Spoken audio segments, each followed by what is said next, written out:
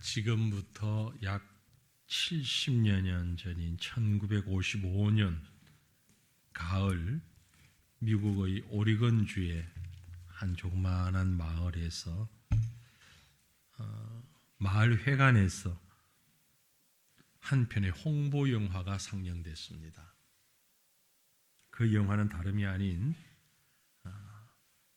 1950년부터 3년간 있었던 동방의 조그마한 나라 한국에서 생겨난 전쟁 고아들에 관한 다큐멘터리 영화였습니다. 특별히 미국 병사들과 한국 여인들 사이에서 태어난 혼혈 아들을 소개하는, 그러면서 버려진 고아들을 소개하는 그런 영화였습니다. 그런데 이 영화를 본 그 동네의 한 가난한 농부의 부부 머릿속에 집으로 돌아가는 내내 영화에서 보았던, 그 필름에서 보았던 한국의 전쟁 고아들에 대한 생각이 떠나질 않았습니다. 그러면서 우리는 이 시골의 가난한 농부인데 저들을 위해서 뭘 할 수 있을까 고민을 하다가 마침내 이 두 부부가 손을 잡고 기도하면서 조그만한 자기 농장을 팔자고 생각을 했습니다. 그래서 그 농장을 팔고 1955년 10월 12일에 직접 한국 땅을 찾게 됩니다. 그리고 영화에서 본 대로 혼혈아 고아들 12명을 자신의 양자로 입양하게 됩니다. 그리고 그 아이들을 데리고 미국으로 돌아갔는데, 이 같은 사실이 지역신문에 또 대서특필이 되고, 이 사실을 알게 된 사람들이 각지에서 연락이 와서 나도 그 일을 좀 돕겠다. 12명이나 데리고 왔으니 얼마나 어려우냐. 함께 나도 힘을 보태겠다. 이 일을 계기로 해서 그 부분은 지속적으로 한국을 왔다 갔다 하면서 약 16,000여 명의 아이들을 미국 가정으로 입양시켜 주는 그 일을 감당하게 됩니다. 그들이 설립한 모임이 바로 홀트 아동복지회라고 하는, 그 사람의 이름이 해리 홀트라고 하는 분입니다. 지금도 홀트 아동복지회가 국내외에 버려진 아이들 입양시키는 일들을 감당하고 있죠. 이름 없는 한 시골 농부 부부의 헌신으로 이 소중한 일이 지금 70년이 지난 이날까지도 이어지고 있는 것을 우리는 볼 수 있습니다. 우리가 신앙생활을 하면서 온전한 헌신과 사역, 성숙한 신앙의 증거이지만 참 드러나지 않는 일들입니다. 아무리 믿음이 좋다 할지라도 그 믿음이 헌신으로 나타나기는 상당한 시간이 걸리고 어려움이 있습니다. 그런데 성경은 이 부분에 대해서 아주 단호하리만큼, 냉정하리만큼 이렇게 말씀하십니다. 행함이 없는 믿음은 죽은 믿음이다. 행함이 없는 믿음은 죽은 믿음이다. 흔히 교회 안에서 헌신이라는 표현을 자주 씁니다. 헌신 예배를 드리죠. 부서마다 기관마다 돌아가면서 헌신 예배를 드립니다. 헌신이 뭡니까? 무엇이 헌신입니까? 어떤 일이나 혹은 다른 사람을 위해서 자기 자신의 유익과 이해관계를 돌보지 않고 마음을 다하여서 드리는, 힘쓰는 것, 이게 헌신이라고 볼 수 있지요. 성도들에게 있어서, 신앙인에게 있어서 헌신이란 주님을 위해서, 또 주의 몸된 교회와 주의 일과 성도들을 위해서 내가 가진 모든 것을 다 하는 그런 행위가 바로 헌신이다라고 볼 수 있습니다. 오늘 헌신 예배를 드리는 1, 2 남전도 회원들, 찬양하시는 보니까 거듭합니다. 참 듬직하고 귀하고 너무나도 참 의지가 되는 그런 분들입니다. 예전 같으면 다 할아버지인데 이젠 할아버지 아닙니다. 그렇죠? 그래서 지금 제가 이제 고민을 하는데 은퇴하신 분들이 지금 많이 이제 되시니까 우리 남전도회도 예전도회 안나전도회처럼 일남전도회와 좀 분리된 그 위에 남전도회가 있어야 되지 않겠는가. 다른 교회를 이렇게 보니까 있더라고요. 그런 남전도회가. 그 남전도회 이름이 제가 예전에 말씀드렸나? 너무 재미있는 이름이더라고요. 청바지 전도회. 청바지. 청춘은 바로 지금부터다. 그래서 청바지. 청바지가 되든 어떤 분은 아브라함 전도회 하자 그런 말씀도 하시던데 아브라함 하면 안나랑 또 모종의 썸씽이 있지 않겠나 싶어서 청바지 전도회가 좋겠다 생각은 하고 있습니다.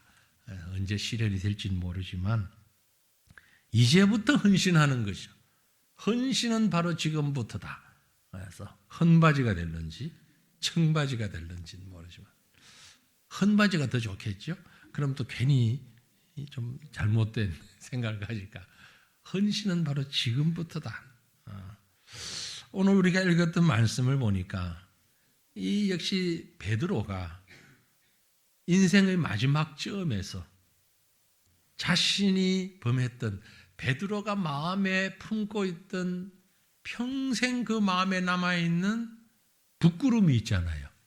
마치 신사참배를 했던 분들이 평생 그 마음의 부끄러움을 가지고 있다가 아주 유명한 한 목사님이 나는 신사참배한 목사입니다. 그러면서 공공의 회개를 했던 적이 우리 역사에도 있는데 베드로가 아마 그러지 않았을까. 평생의 그 마음에 참 자기가 저질렀던 실수. 나이가 많이 들면 젊을 때 베드로하고는 달랐겠죠. 좀 더 이제 노숙해지고 느려지고 이걸 돌아보면서 평생 후에 하는 게 가슴에 남아 있었을 것 같아요.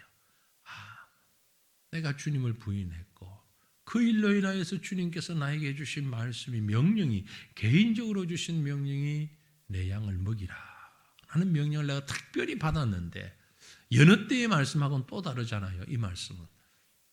그런데 그 생애가 거의 끝날 때쯤에 돌아보면서 나는 과연 내 양을 먹였는가? 나는 과연 주님의 그 말씀에 헌신했는가? 돌아보면서 썼던 글이 바로 이 베드로전서 오늘 본문 말씀이 아닐까 생각합니다.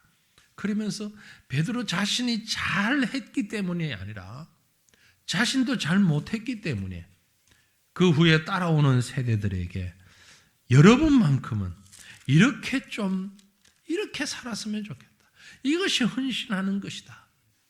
그런 마음으로 이 글을 적고 있다. 저는 그렇게 보여집니다. 그래서 이 말씀 가운데 헌신하는 사람의 마음의 자세 혹은 몸의 자세, 삶의 자세가 어떠해야 하는가? 자기가 잘못한 것을 주로 많이 염두에 두면서 말하는 것 같아요. 그래서 그 헌신의 자세는 오늘 말씀에 보니까 먼저 겸손과 섬김의 자세를 얘기합니다. 베드로 그러면 참 겸손하지 못했던 사람, 우리가 잘은 모르지만 왜냐하면 아주 앞장서기를 좋아했던 사람이 겸손하기는 쉽지 않잖아요. 그래서 스스로를 돌아보면서 내가 그랬었구나. 그러면서 또 섬기는 것보다는 자기가 앞장서서 일하다 보니까 다른 사람에게 요구하는 것이 많았을 것 같아. 그래서 그 평생을 담아서 고백하기를 헌신은 겸손과 섬김이다. 우리가 읽었던 말씀 가운데 5절을 보면 이 말씀을 합니다. 젊은 자들아 이와 같이 장로들에게 순종하고 다 서로 겸손으로 허리를 동이라. 젊은 자들아 이 말로 봐서 베드로가 나이가 많이 들었구나. 그래서 그 후 세대들에게 다음 세대들에게 하는 말이 서로 겸손하고 허리를 동이라. 허리를 동이라. 허리를 동이라. 그 말은 겸손한 마음으로 다른 사람들 앞에서 머리끝부터 발끝까지 겸손으로 더듬혀진 자라야 한다. Humility toward one another. 다른 사람들 앞에서 아주 겸손한 모습으로, 아주 겸손한 모습으로 너 스스로를 갖추어라. 옷을 입어라. 우리가 지금 이 옷을 입고 있는데 이 옷을 이런 옷 말고, 천으로 된 옷 말고 겸손으로 만들어진 옷. 처음부터 끝까지 완전히 다 겸손인데 누구 앞에? Toward one another.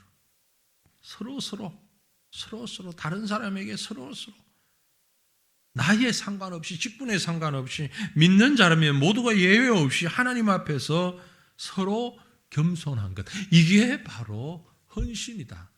그 말씀을 하고 있는 것이죠. 서로 겸손해라.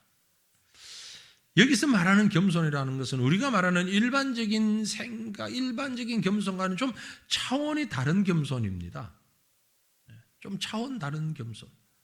그 겸손은요, 사람들 앞에뿐만이 아니라, 사람들한테 온순한 것뿐만이 아니라 하나님 앞에서, 6절 말씀에 그러므로 하나님의 능하신 손 아래에서 겸손하라 그랬어요. 겸손으로 옷 입어라 그랬는데 하나님의 능력의 손, 능하신 손, 하나님의 그 손 안에서, 아래에서 겸손하라. 즉 이것은 타고난 성품이 아닙니다. 선천적인 것이 아니고 후천적인 것이에요. 하나님을 알고 하나님의 능력을 깨닫고 하나님을 경험한 자로서의 겸손. 하나님의 손을 벗어나면 이건 겸손이 아니에요. 하나님의 손 안에서. 요즘 우리 주변에 평상시와 달리 겸손한 사람이 너무 많잖아요. 그죠? 막 지나가면 인사하고, 인사도 뭐 그지 않아요. 90도로 막 하고, 자기 손이 다 부르트는데도 막 손잡고 인사하고, 별걸 다 해주겠다 그래요. 이것도 해주겠습니다. 저것도 해주겠습니다. 뭐 한 달 딱 남았어요. 한 달 지나면 그 겸손의 모습이 상당 부분 사라집니다. 뻣뻣해집니다. 여기 이제 노란 거 하나, 배지 하나 달고 나면 뻣뻣해. 그 겸손은 진짜 겸손 아니에요. 죄송합니다. 그 중에도 정말 겸손한 분이 계실 텐데 제가 싸잡아서 이런 말씀을 드려서 죄송한데, 정말 겸손한 사람은 하나님의 손 안에서, 하나님의 능력의 손 안에서, 하나님보다 더 귀한 것 없어요. 주님 안에서 겸손함. 하나님의 손을 벗어나게 되면요, 이건 아무것도 아니에요. 우리가 구약 성경에 보면 사울 왕을 볼 수 있습니다. 처음에 왕이 되기 전, 왕이 되고 난 직후는 정말 겸손했어요. 그러나 그가 왕이 된 다음에 왕의 능력을, 왕의 그 권위를 자꾸 생각하다 보니까 나중에는요, 하나님을 벗어납니다. 그래서 교만의 극치를 다닙니다. 하나님이 세우신 다음 세대 왕을 인정하지 않습니다.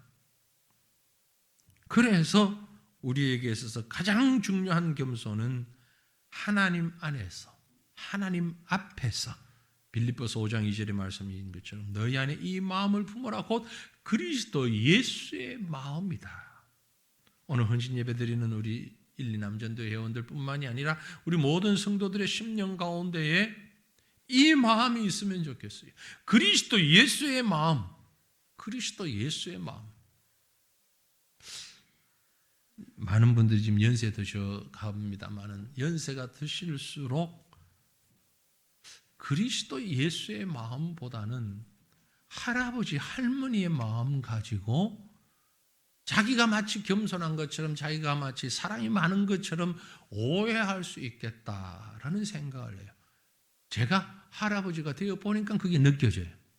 할아버지 되기 전에는 몰랐는데 제가 이제 할아버지 되고 보니까 무조건 이뻐 보이는 거예요.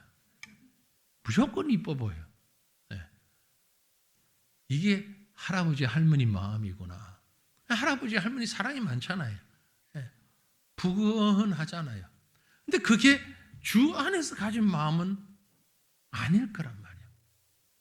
주 안에서 그리스도의 예수의 마음으로 섬기고 사랑하고 긍휼이 풍성해져야 하는데 우리는 예수의 마음보다는 나만큼 인생 살아봐. 살다 보니까 뭐 아웅다웅 하는 거 그거 별거 아니야. 그렇지 않더라.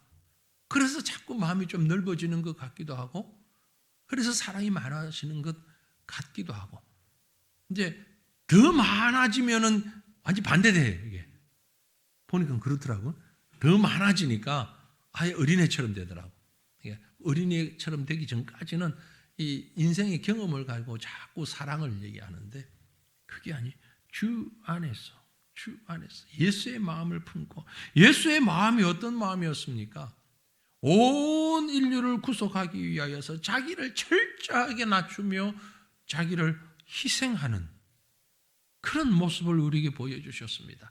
십자가에서 자기를 죽기까지 이건 우리는 못할 것 같은데 아무리 할아버지여도 아무리 할머니야 아무리 사랑이 많아도 부모여도 이건 못할 것 같은데 그 십자가에서 자기를 주시면서까지 그게 바로 예수의 마음이에요. 그게 능력이 하나님의 손에 붙잡힌 겸손이에요. 예수의 겸손은 바로 그러한 겸손이었어요. 그게 바로 헌신이고 섬김이라는 말입니다. 때로는 자기만의 목적을 가지고 희생할 수 있습니다. 헌신할 수 있어요. 대표적인 게 이제 직장 생활을 하는 분들이 직장에 처음 가가지고는 상급자에게 잘 보이기 위하여서 일찍 출근하고 늦게 퇴근하면서 물불 가리지 않고 열심히 일하는 사람들이 있잖아요. 그래서 상급자들이 이 사람들을 볼 때 야, 저 사람 참 대단하다. 앞으로 큰 일꾼 되겠다. 그래서 인정을 할 수도 있고 인정받을 수도 있어요. 그것이 진정한 헌신일까? 진정한 희생일까? 주님이 원하시는 희생과 헌신은 그거야 아닙니다. 그래서 저는 우리가 조심해야 되니까 그렇게 표현하고 싶어요. 위장된 겸손, 의도적 헌신, 이것이 하나님 앞에서 인정받을 수는 없다는 겁니다. 위장된 겸손, 얼마든지 그럴 수 있습니다. 그렇죠? 대중 앞에서, 다른 사람들 앞에서 아주 겸손한 척, 아주 헌신적인 척 할 수 있죠.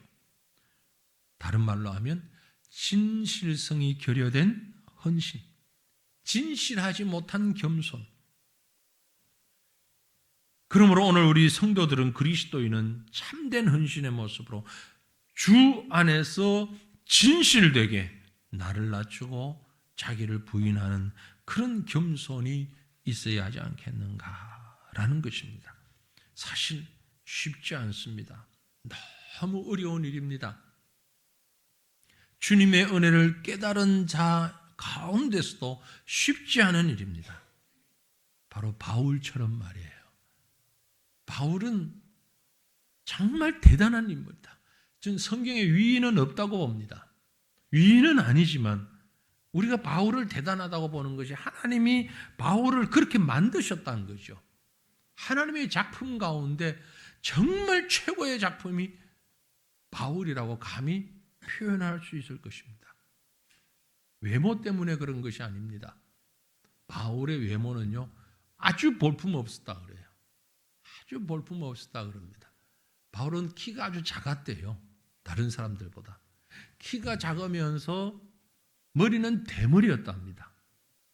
아주 대머리였대요. 머리가 거의 없었대요. 그러면서 이 눈이 말이에요. 안질이 심해가지고 맨날 눈곱이 두둑하게 끼어있는 그런 인물이었답니다. 한번 누구를 상상하는지 모르지만 바울을 상상하십시오. 딴 사람 상상하지 말고. 기록에 의하면 150cm가 안 되는 신장, 아주 작은 신장에 머리가 하나도 대머리에다가 눈에 안질이 끼어있는 그런, 그러니까 외모적으로 하나님의 위대한 작품이라는 말이 아닙니다. 그의 내면을 들여다보면 야, 어떻게 이런 생을 살 수 있을까? 그때로서 전 세계죠. 지금으로 보면 소아시아 지역 중심이지만 그때로서는 아시아와 유럽을 넘나드는 그 길을 걸어서 가끔 구루마라 그러나요? 뭐 그런 걸 좀 수레를 얻어타기도 했겠지만 일반적으로는 걸어서 그 길을 아시아와 유럽을 오가면서 엄청난 배를 타고 다니는 위험 속에서 3번이나 그 순회를 하면서 선교사로서 전도자로서 요즘같이 어떤 넉넉한 지원이 있는 선교사도 아닙니다. 가다가 돈 떨어지면은 천막을 기워가면서 돈벌이 해가면서 스스로 돈을 벌어가면서 매를 맞아가면서 죽을 지경이 돼가면서 도망 다녀가면서 그런데 그 바울이 어떤 인물이냐면 최고의 학벌을 가진 사람, 가말리엘 문화에서 배운 최고의 학벌을 가진 사람, 로마 시민권을 가진 사람, 그럼에도 불구하고 겸손했습니다. 어떻게 그럴 수 있었습니까? 사울일 때는 그러지 않았습니다. 바울 되고 난 다음에 주님의 은혜를 깨닫고 예수의 마음을 품고 나니까 자기가 지금까지 세상에서 가지고 있던 모든 것이 배설물처럼 여겨지고 나는 죄인 중에 괴수라고 생각이 되면서 평생을 헌신과 겸손의 모양으로 살았던 것이죠. 이게 바로 헌신이라는 겁니다. 이게 바로 헌신하는 자의 마음이라는 거죠. 베드로 또한 그 자신을 그렇게 살아가기를 원했는데 내가 그러하질 못했구나. 바울과 베드로는 거의 동시대 사람입니다. 그죠? 그 비슷한 시대 사람이에요. 같이 만났던 사람이에요. 그 베드로가 바울을 보면서 얼마나 부끄러웠을까. 만약 제가 베드로였다면 바울 앞에 참 작아지는 자기의 모습을 보았을 것 같아요.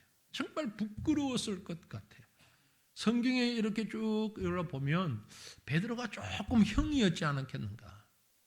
바울보다는 조금 더 선배였지 않았을까. 그런데 바울을 보니까 정말 대단한 인물이야. 야, 어쩜 저렇게. 그리고 자기의 모습을 보니까 너무나 연약한 모습을 보면서 다음 세대를 향해서 말합니다. 겸손은 이렇게 헌신하는 것이야. 그것은 정말 자기를 내려놓는 거야. 사랑하는 성도들이요, 오늘 저와 여러분 우리 모두가 하나님을 섬기고 교회를 섬기고 다른 사람을 섬기는 일에 겸손의 옷을 입는 그런 헌신자의 모습 되시기를 간절히 바랍니다. 또 한 가지 헌신자의 자세는요, 위탁과 믿음입니다. 전적 위탁. 위탁이라는 것은 맡긴다는 거잖아요. 맡긴다는 거. 맡기는데 그 맡기면은 믿음이 있어야 맡깁니다. 믿음이 있어야. 광고, 지난주에 광고 드렸고, 근데 몇 군데 포스터가 지금 알려지고 있는데, 돌봄의 날하고, 우리 한 달에 한 번 토요일 오후에, 우리 정말 마음씨 좋은 할머님들이 손자, 손녀들 봐줄 테니까, 우리 젊은 세대들 단 몇 시간이라도 좀 자유롭게 이렇게 해라. 얼마나 참 귀한 마음으로 돌봄의 날 붙여놨는데, 제가 이렇게 비선으로 들은 얘기로는 우리 오여전도회, 사남전도 회원들이 너무 좋아가지고 단단히 빌어고 있대요. 어떻게 하든지 그날은 내가 100% 활용하리라. 무조건 맡겨놓고 간다. 그래서 자기들끼리 시간 짜고 야단이야. 지금 2시부터라 그랬지. 그럼 내가 몇 시에 마쳤는데 이거 몇 시부터 와가지고 2시 맡기고 우리 어디 갈까? 영화표 끊어가지고 전부 다 마음들이 지금 야, 이렇게 좋아하나 싶을 만큼. 그러니까 그 생각을 가지고 헌신을 다짐하신 분들 보람을 느끼시고 좀 부탁드리고 싶은 건 여러분들이 좀 자원봉사해 주셔야 될 것 같아. 한두 분 가지고 안 될 것 같아. 지금 기세로 봐서는 유치부 플러스 알파 더 많이 올 것 같아.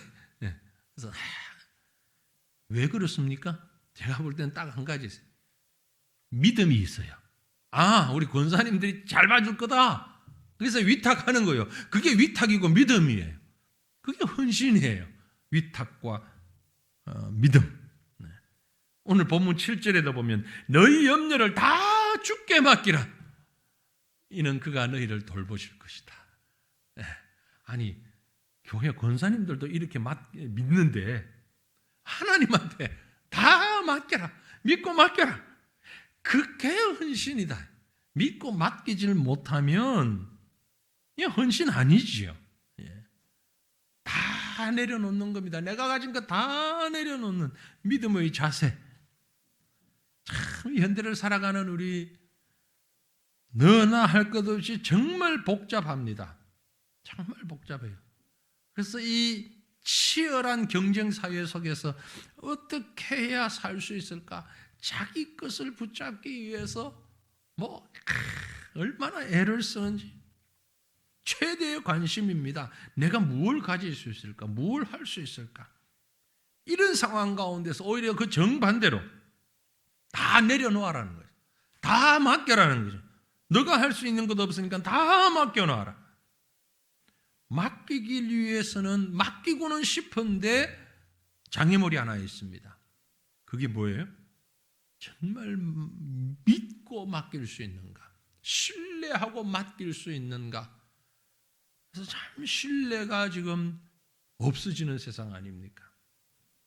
우리 젊은 맞벌이 부부들이 아이들을 어린이집이나 유치원이나 맡기는데 마음이 놓이지 않아가지고 워낙 이런저런 사고들이 많으니까 그래서 어린이집이나 이런 데서도 CCTV를 다 달아놓고 말이죠.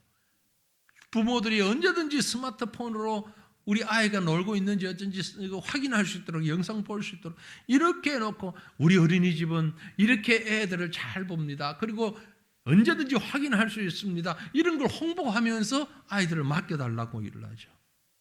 얼마나 못 믿으면 맡기는데 그렇게 힘들까? 그것도 내 돈 주고 내 어떤 걸 다 해서 맡기는데도 조심스러워요. 이해타산을 따질 수밖에 없지요. 그래서 오늘 이 본문의 7절 말씀에 맡기라 라는 말의 뜻에는요, 믿음으로 라는 말이 포함된 말입니다. 오직 믿음으로 행하라. 계산하지 말고, 그런 거 계산기 두드리지 말고, 이해타산 생각하지 말고 전적으로 맡기라. 그게 헌신이라는 얘기입니다. 여러분, 우리가 헌신하려고 하면은요, 믿음으로 맡길 수밖에 없습니다. 그런 자를 하나님께서 받아주시는 것이지. 그 헌신이 진정한 헌신이지. 그 믿음이 없이는 맡길 수가 없잖아요. 저는 지금까지 쭉 목회를 해오면서 한 젊은 학생을 잊을 수가 없습니다. 너무 오래됐기 때문에 저는 이름도 지금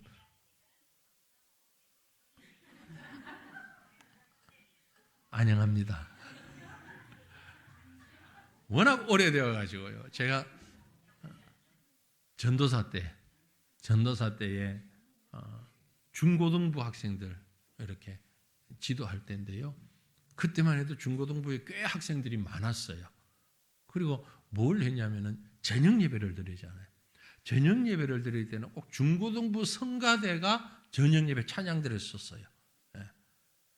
이게 제가 이제 초보 전도사일 때지만 중고등부 학생이 꽤 많았고 그 안에 이제 성가대가 구별돼서 저녁 예배 때 또 찬양을 해야 하고 그러니까 전도사지만 찬양대 지휘자가 따로 없어.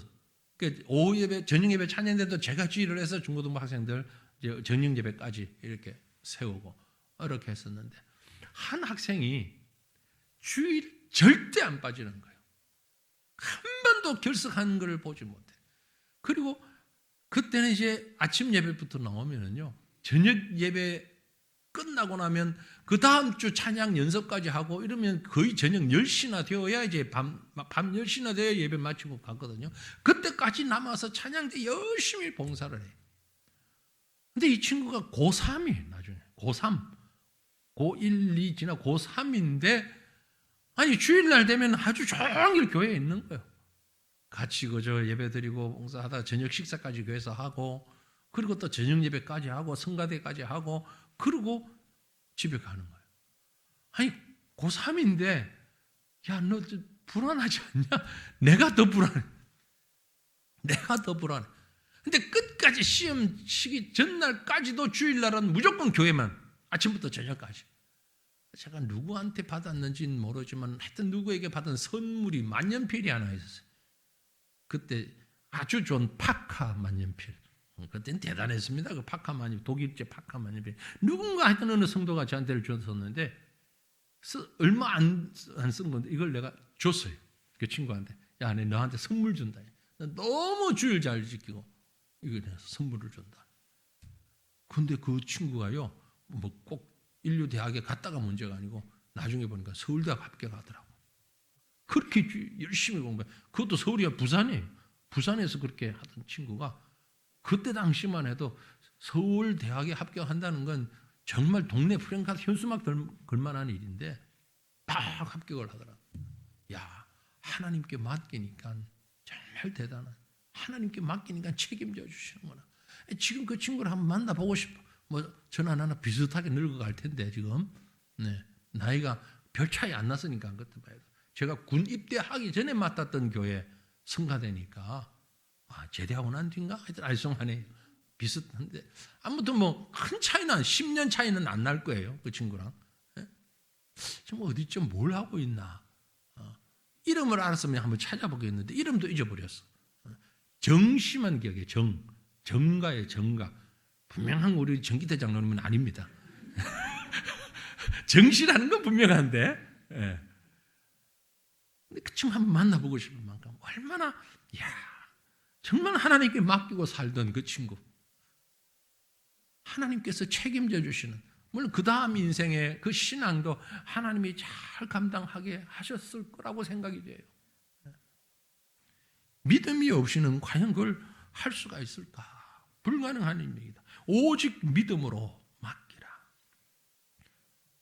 그래서 오늘 말씀 보면 이어나오는 9절 말씀에 너희는 믿음을 굳건하게 하여 그를 대적하라. 대적하는 자들을 대적하라. 시편 37편 5절에 보니 내 길을 여호와께 맡기라. 그를 의지하면 그가 이루시고, 여호와께 맡기면 그가 이루신다. 그렇습니다. 우리가 진정으로 헌신하고자 할 때, 어김없이 맡길 때에 주님은 분명히 그 장애물들을 제거하고 우리로 하여금 승리할 수 있는 믿음의 은혜를 베풀어 주신다는 겁니다. 이게 헌신입니다. 우리는 헌신을 열심히 봉사하는 것만 봉사하는 것도 헌신이에요. 그러나 맡기는 것이 더 큰 헌신이고 1차적인 헌신인 것입니다. 맡길 때에 우리는 참 두렵습니다. 염려가 많이 돼요. 주의 일을 하면서도 염려되는 일이 한두 가지가 아닙니다. 그러나 주님 분명히 말씀하셨죠? 너희 중에 누가 염려함으로 그 키를 한 자라도 더 할 수 있느냐? 없다는 겁니다. 우리가 주의 일을 하다가 어떤 어려움에 봉착하게 될 때에 내 힘과 내 의지 가지고 그 일을 해결하려고 하지 않기를 바랍니다. 전적인 위탁, 믿음의 위탁. 그럴 때에 우리는 진정으로 하나님이 기뻐하시는 결과를 만들어낼 수 있는 것이죠. 그러므로 사랑하는 성도들이여, 우리의 삶을 하나님께 온전히 맡기십시다. 성급하게 결론 짓지 마십시다. 내가 이 일을 했더니 이런 결과가 안 났는데 이게 정말 하나님이 함께 하시는 것이냐? 중간 결론에서 그렇게 불평하거나 원망하지 마십시다. 내가 할 수 있는 모든 걸 다 하고 맡길 때에 마지막 결과는 하나님이 평가하실 것입니다. 그러므로 마지막 헌신자의 자세는 영적 각성과 훈련입니다. 끊임없는 자기 개발과 훈련이에요. 그게 진정한 맡김입니다. 본문 8절에 보니 근신하라 깨어라 너희 대적 마귀가 우는 사자같이 두루다니며 삼킬 자를 찾는다 했어요. 우리 대적 마귀가 계속해서 우리를 넘보고 있기 때문에, 삼키려 하고 있기 때문에 우리가 해야 할 일은 근신하고 깨어 있는 겁니다. 근신하고 깨어 있는다는 얘기는요, 다른 말로 얘기하면 끊임없는 자기 개발이에요. 영적 각성이에요. 그리고 훈련입니다. 이것은 이런 사탄의 시험 앞에 우리가 무장하지 않으면은 진정한 헌신은 어려워진다는 것입니다. 힘들어지는 것이죠. 사탄 마귀는 경험 많은 자라고 시험을 포기하지 않습니다. 나이 많은 사람이라고 시험하기를 포기하지 않습니다. 중직을 맡았다고 해서 그 시험을 포기하려고 하지 않습니다. 대상을 가리지 아니하고 사탄 마귀는 시험과 공격을 끊임없이 해오고 있습니다. 그래서 우리는 중무장해야 하는 것이죠. 저도 참 잘 못하는데 체력을 유지하기 위해서 운동해야 된다고 그러잖아요. 그젠가 우리 전도사님이 저를 보고 묻더라고요. 목사님 운동하세요? 라고. 나 운동 지금 못하고 있어. 못해. 왜 안 하세요? 그래서 운동하려고 하니까 그 시간이 아까워. 사실 이것저것 막 바쁘게 움직이다 보니까 운동하는 시간도 아깝다라는 게 느껴질 때가 많았거든요, 요즘. 그래서 언뜻 묻길래고만 제가 그렇게 대답을 했는데, 그러지 말아야 되잖아요, 그죠? 그러지 말고 운동해야 되는데, 우리 육체를 위해서 그렇게 운동을 하는 것이 당연합니다. 그럼 우리 영혼을 위해서 얼마만큼 운동하고 있느냐? 얼마만큼 훈련하고 있느냐? 얼마만큼 살피고 있느냐? 아마 여기 계신 분들 거의 대부분이 집에 가면 식탁 위에 약병 몇 개 정도는 다 있을 거예요. 그죠? 네. 그게 굳이 약이라기보다는 약병이라고, 우리 집에는 약 없다고, 건강식품이라고 막 그렇게 말씀하시는, 무슨 비타민이니 무슨 영양제니 뭐니 해서 식탁 위에 잔뜩, 이제 젊을 때는 식탁 위에 꽃이 있고 나이가 들면 그 식탁 위에 약병이 차지한다고 그러죠. 예, 자꾸 이제 바뀌어가는 건데, 육체를 위해서 어쩔 수 없이 또 먹어야죠. 맞아요.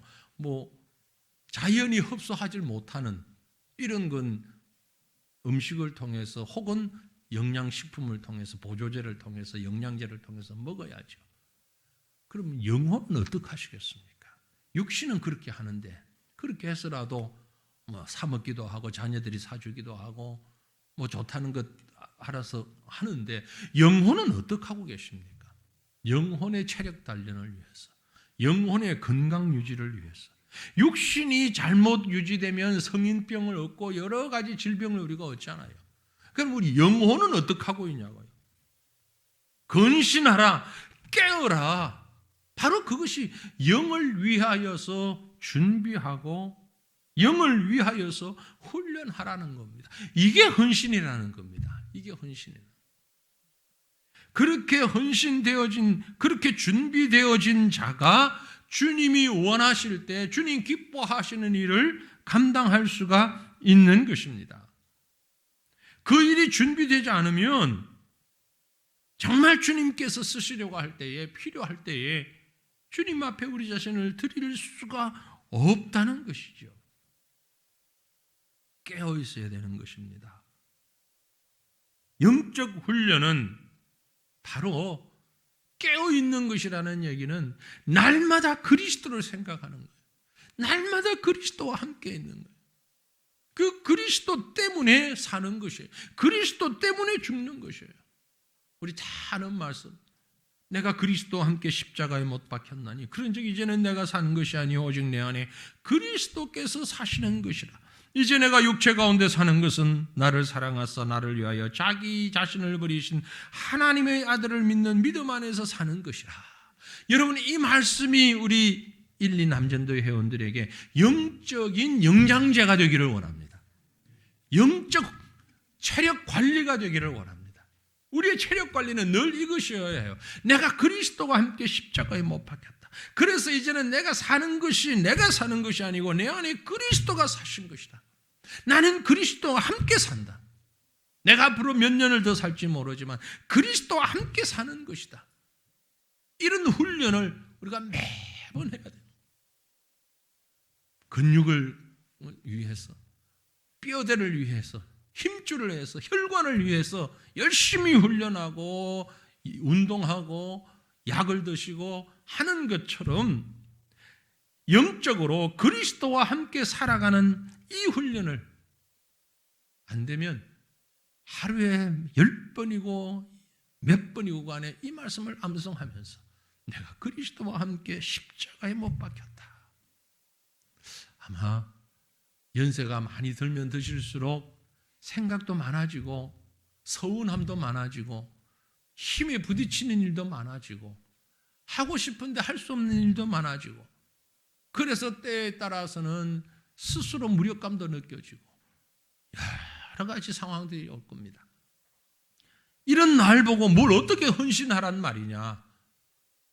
그렇게 반문되시길래 갈라디아서 2장 20절 말씀을 암송하십시오. 이 말씀을 계속 새기십시오. 내가 그리스도와 함께 십자가에 못 박혔다. 그리스도와 함께 사는 것이다. 내가 그리스도와 함께 산다. 이것이 진정한 헌신이 되는 것입니다. 오늘 헌신 예배를 드리는 우리 1, 2 남전도 회원들 그리고 우리 모든 성도들 우리가 이렇게 영적으로 훈련되어지고 준비되어지는 이런 모습으로 진정 하나님이 기뻐하시는 헌신자의 모습 갖추어갈 때에 저와 여러분을 통해서 서두에서 말씀드린 것과 같은 그런 홀트 부부의 모습처럼 많은 사람들을 섬기고 필요를 채워주는 진정한 헌신의 삶을 살게 될 것입니다. 이런 헌신이 오늘 우리 교회와 성도들 앞에서 귀하게 아름답게 나타나는 그런 귀한 헌신의 삶을 살아가는 우리 모든 성도들이 우리 남전도 회원들이 되시기를 주님 이름으로 축원합니다.